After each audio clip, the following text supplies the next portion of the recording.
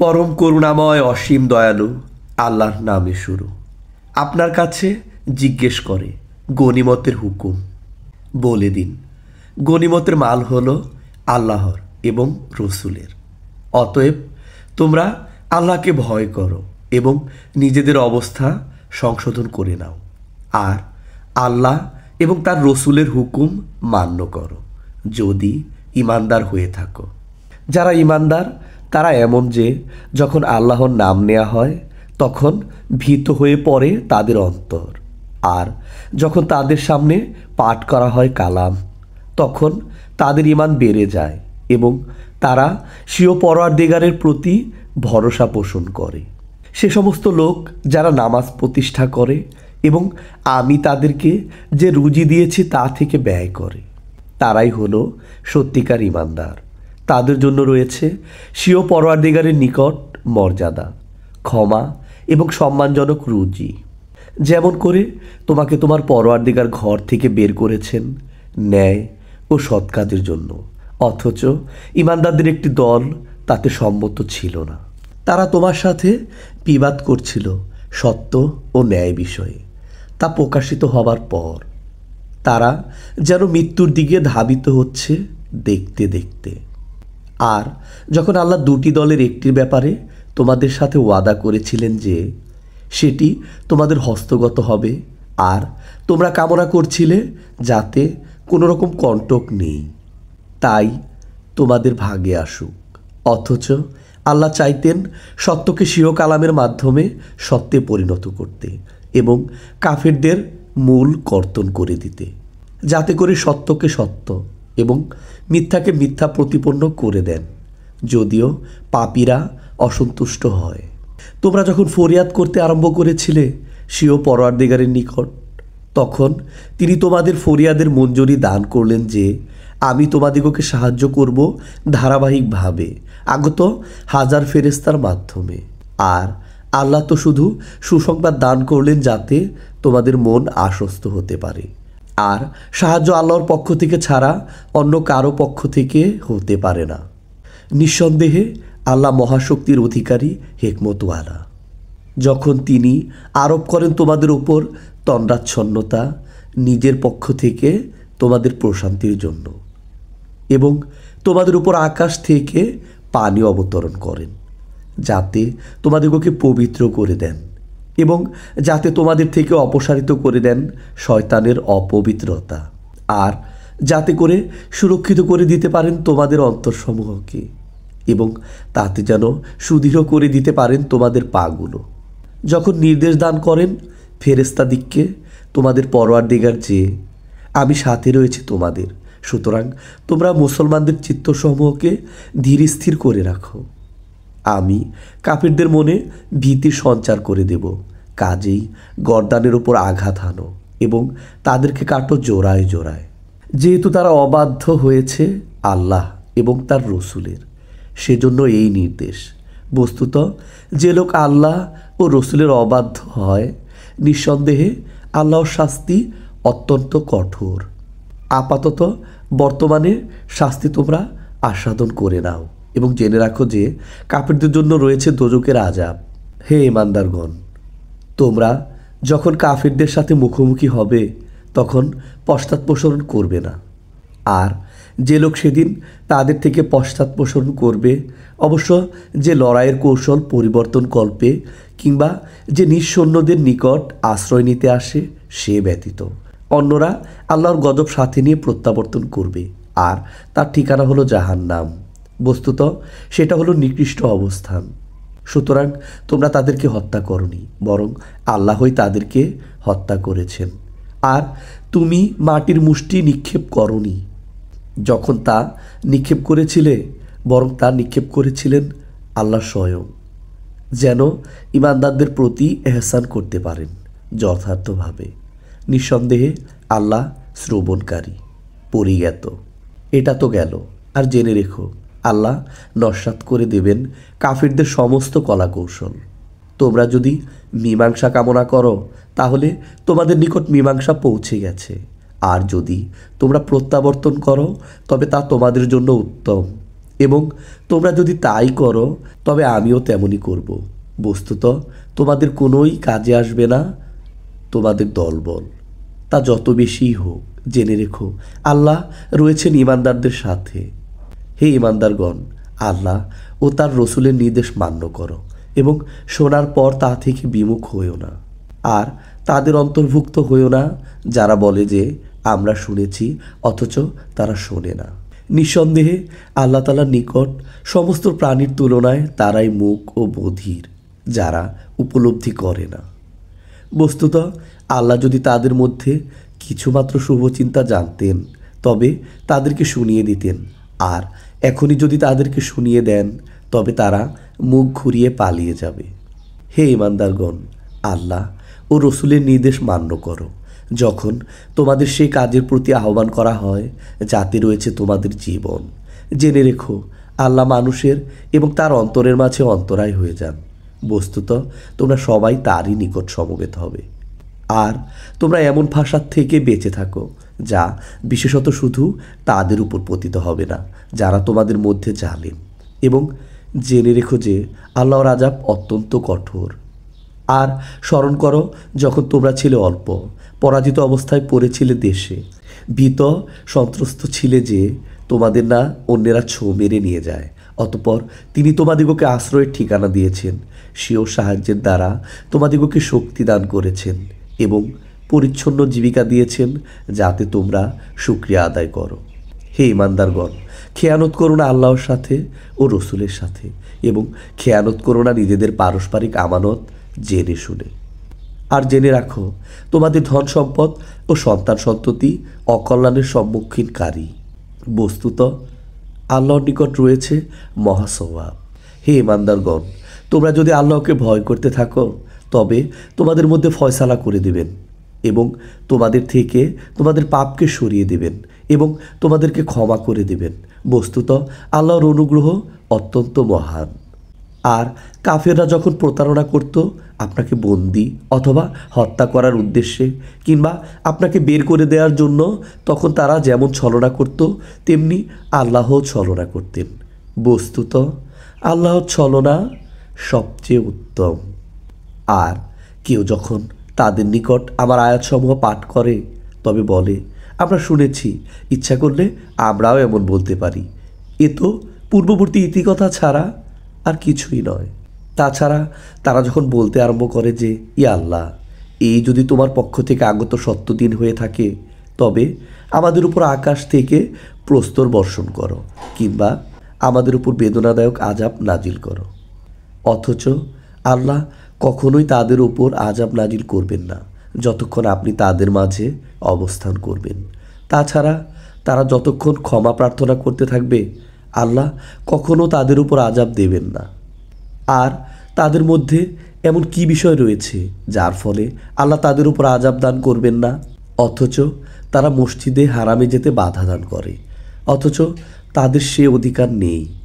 এর অধিকার তো তাদেরই রয়েছে যারা পরহেজগার, কিন্তু তাদের অধিকাংশই সে বিষয়ে অবহিত নয়। আর কাবার নিকট তাদের নামাজ বলতে শীষ দেয়া আর তালি বাজানো ছাড়া অন্য কোনো কিছুই ছিল না। অতএব এবার নিজেদের কৃত কুফুরির আযাবের স্বাদ গ্রহণ করো। নিঃসন্দেহে যেসব লোক কাফের তারা ব্যয় করে নিজেদের ধন সম্পদ যাতে করে বাধা দান করতে পারে আল্লাহর পথে। বস্তুত এখন তারা আরও ব্যয় করবে, তারপর তাই তাদের জন্য আক্ষেপের কারণ হয়ে যাবে এবং শেষ পর্যন্ত তারা হেরে যাবে। আর যারা কাফের তাদেরকে দোজখের দিকে তাড়িয়ে নিয়ে যাওয়া হবে, যাতে পৃথক করে দেন আল্লাহ অপবিত্র ও নাপাককে পবিত্র ও পাক থেকে, আর যাতে একটির পর একটিকে স্থাপন করে সমবেত স্তূপে পরিণত করেন এবং পরে দোজখে নিক্ষেপ করেন। এরাই হলো ক্ষতিগ্রস্ত। তুমি বলে দাও কাফেরদেরকে যে তারা যদি বিরত হয়ে যায় তবে যা কিছু ঘটে গেছে ক্ষমা হয়ে যাবে।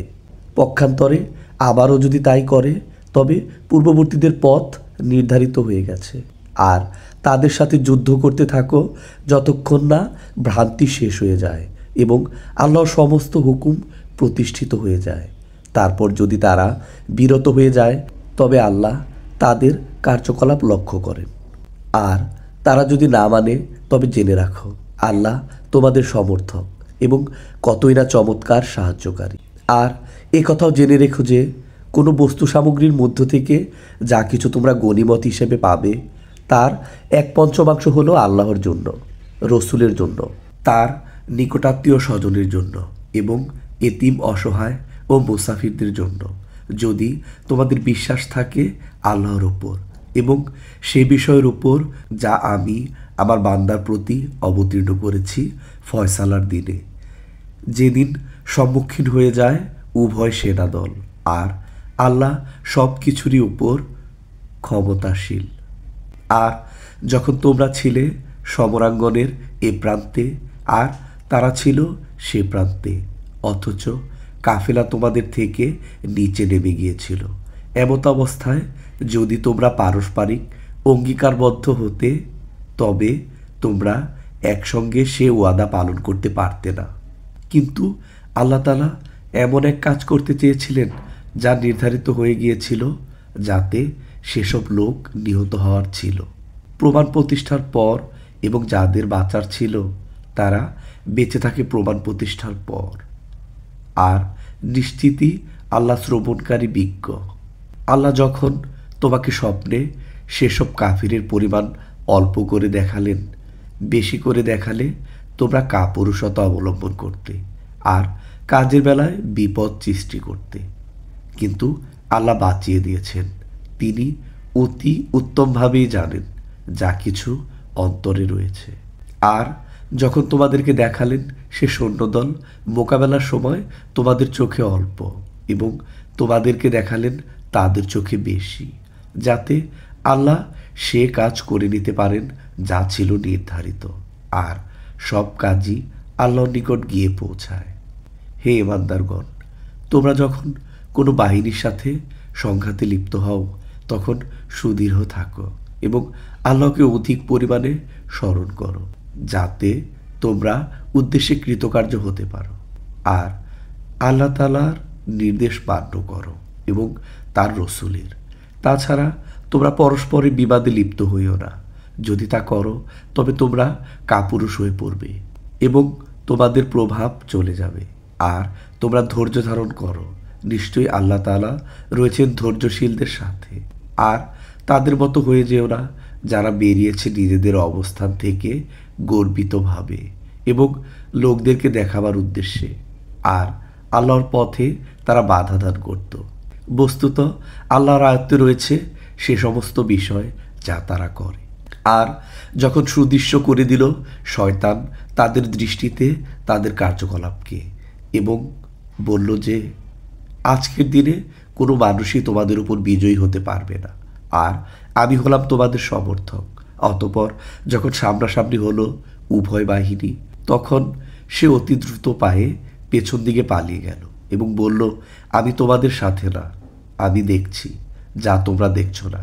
আমি ভয় করি আল্লাহকে, আর আল্লাহর আযাব অত্যন্ত কঠিন। যখন মুনাফিকরা বলতে লাগলো এবং যাদের অন্তর ব্যাধিগ্রস্ত, এরা নিজেদের ধর্মের উপর গর্বিত।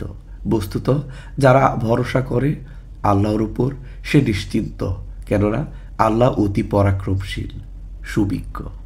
আর যদি তুমি দেখো যখন ফেরেশতারা কাফিরদের জান কবজ করে, প্রহার করে তাদের মুখে এবং তাদের পশ্চাৎ দেশে, আর বলে, জ্বলন্ত আযাবের স্বাদ গ্রহণ করো, এই হলো সেসবের বিনিময় যা তোমরা তোমাদের পূর্বে পাঠিয়েছ নিজেদের হাতে। বস্তুত এটি এজন্য যে আল্লাহ বান্দার উপর জুলুম করেন না। যেমন রীতি রয়েছে ফেরাউনের অনুসারীদের এবং তাদের পূর্বে যারা ছিল তাদের ব্যাপারে, যে এরা আল্লাহর নির্দেশের প্রতি অস্বীকৃতি জ্ঞাপন করেছে এবং সেজন্য আল্লাহ তাআলা তাদের পাকড়াও করেছেন তাদেরই পাপের দরুন। নিঃসন্দেহে আল্লাহ মহাশক্তিশালী, কঠিন শাস্তিদাতা। তার কারণ এই যে আল্লাহ কখনো পরিবর্তন করেন না সেসব নিয়ামত যা তিনি কোনো জাতিকে দান করেছিলেন, যতক্ষণ না সে জাতি নিজেই পরিবর্তিত করে দেয় নিজের জন্য নির্ধারিত বিষয়। বস্তুত আল্লাহ শ্রবণকারী, মহাজ্ঞানী। যেমন ছিল রীতি ফেরাউনের বংশধর এবং যারা তাদের পূর্বে ছিল, তারা মিথ্যা প্রতিপন্ন করেছিল স্বীয় পালনকর্তার নিদর্শন সমূহকে। অতঃপর আমি তাদেরকে ধ্বংস করে দিয়েছি তাদের পাপের দরুন, এবং ডুবিয়ে মেরেছি ফেরাউনের বংশধরদেরকে। বস্তুত এরা ছিল সবাই জালেম। সমস্ত জীবের মাঝে আল্লাহর নিকট তারাই সবচেয়ে নিকৃষ্ট, যারা অস্বীকারী হয়েছে অতঃপর আর ঈমান আনেনি। যাদের সাথে তুমি চুক্তি করেছ তাদের মধ্য থেকে অতঃপর প্রতিবার তারা নিজেদের কৃত চুক্তি লঙ্ঘন করে এবং ভয় করে না। সুতরাং যদি কখনো তুমি তাদেরকে যুদ্ধে পেয়ে যাও, তবে তাদের এমন শাস্তি দাও যেন তাদের উত্তরসূরিরা তাই দেখে পালিয়ে যায়, তাদেরও যেন শিক্ষা হয়। তবে কোনো সম্প্রদায়ের ধোঁকা দেওয়ার ব্যাপারে যদি তোমাদের ভয় থাকে, তবে তাদের চুক্তি তাদের দিকেই ছুঁড়ে ফেলে দাও, এমনভাবে যেন হয়ে যাও তোমরা ও তারা সমান। নিশ্চয় আল্লাহ ধোঁকাবাজ প্রতারককে পছন্দ করেন না। আর কাফেররা যেন এ কথা মনে না করে যে তারা বেঁচে গেছে, কখনো এরা আমাকে পরিশ্রান্ত করতে পারবে না। আর প্রস্তুত করো তাদের সাথে যুদ্ধের জন্য, চাই কিছু সংগ্রহ করতে পারো নিজের শক্তি সামর্থ্যের মধ্য থেকে এবং পালিত ঘোড়া থেকে, যেন প্রভাব পড়ে আল্লাহর শত্রুদের উপর এবং তোমাদের শত্রুদের উপর, আর তাদেরকে ছাড়া অন্যান্যদের উপর ও যাদেরকে তোমরা জানো না। আল্লাহ তাদেরকে চেনেন। বস্তুত যা কিছু তোমরা ব্যয় করবে আল্লাহর রাহে, তা তোমরা পরিপূর্ণভাবে ফিরে পাবে এবং তোমাদের কোনো হক অপূর্ণ থাকবে না। আর যদি তারা সন্ধি করতে আগ্রহ প্রকাশ করে, তাহলে তুমিও সেদিকে আগ্রহী হও এবং আল্লাহর উপর ভরসা করো। নিঃসন্দেহে তিনি শ্রবণকারী পরিজ্ঞাত। পক্ষান্তরে তারা যদি তোমাকে প্রতারণা করতে চায়, তবে তোমার জন্য আল্লাহই যথেষ্ট। তিনি তোমাকে শক্তি জুগিয়েছেন স্বীয় সাহায্যে ও মুসলমানদের মাধ্যমে, আর প্রীতি সঞ্চার করেছেন তাদের অন্তরে। যদি তুমি সেসব কিছু ব্যয় করে ফেলতে যা কিছু জমিনের বুকে রয়েছে, তাদের মনে প্রীতি সঞ্চার করতে পারতে না, কিন্তু আল্লাহ তাদের মনে প্রীতি সঞ্চার করেছেন। নিঃসন্দেহে তিনি পরাক্রমশালী, সুকৌশলী। হে নবী, আপনার জন্য এবং যেসব মুসলমান আপনার সাথে রয়েছে তাদের সবার জন্য আল্লাহ যথেষ্ট। হে নবী, আপনি মুসলমানগণকে উৎসাহিত করুন জিহাদের জন্য। তোমাদের মধ্যে যদি 20 জন দৃঢ়পদ ব্যক্তি থাকে, তবে জয়ী হবে 200 মোকাবেলায়। আর যদি তোমাদের মধ্যে থাকে 100 জন লোক, তবে জয়ী হবে 1000 কাফেরের উপর, কারণ ওরা জ্ঞানহীন। এখন বোঝা হালকা করে দিয়েছেন আল্লাহ তাআলা তোমাদের উপর, এবং তিনি জেনে নিয়েছেন যে তোমাদের মধ্যে দুর্বলতা রয়েছে।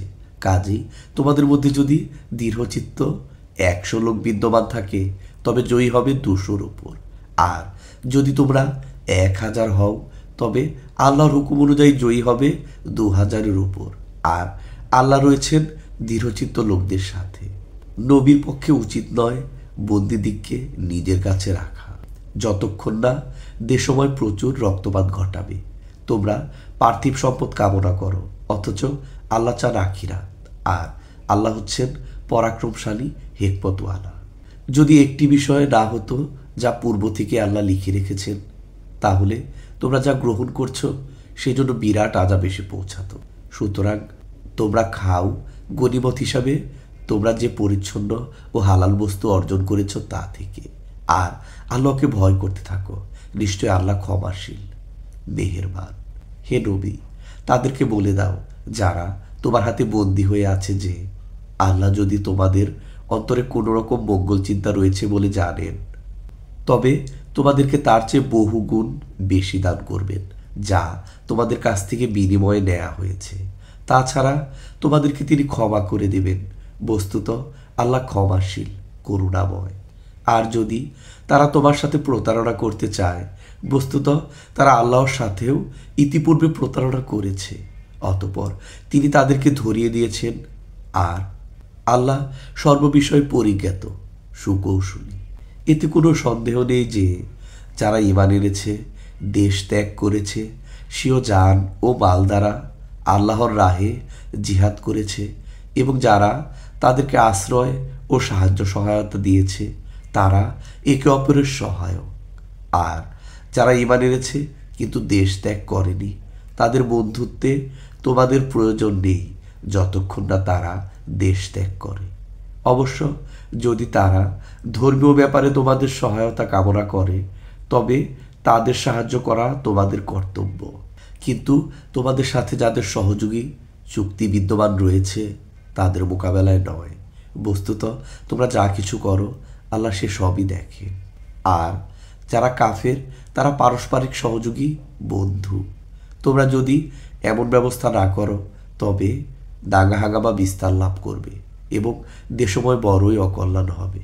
আর যারা ঈমান এনেছে, নিজেদের ঘরবাড়ি ছেড়েছে এবং আল্লাহর রাহে জিহাদ করেছে এবং যারা তাদেরকে আশ্রয় দিয়েছে, সাহায্য সহায়তা করেছে, তারা হলো সত্যিকার মুসলমান। তাদের জন্য রয়েছে ক্ষমা ও সম্মানজনক রুজি।